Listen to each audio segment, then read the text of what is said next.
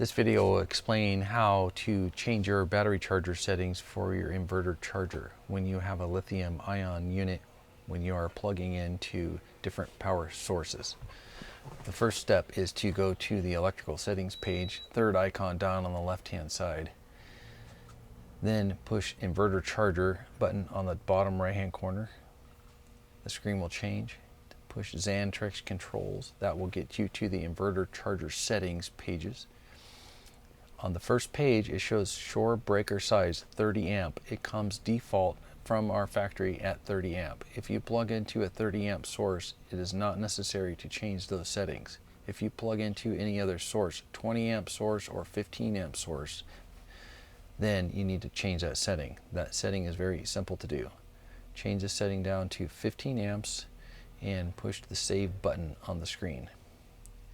Once you push the save button, the screen will change.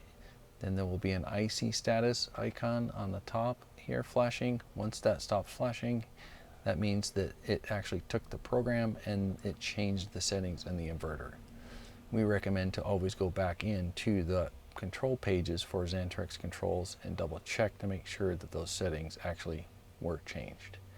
So we will do that. We'll wait for this flashing to stop, and then we'll go back into that page and verify to make sure that that setting was changed properly.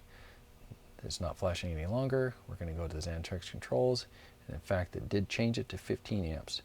The next step also is a good practice is to change the screen and double check to make sure the battery type should always be on LFP.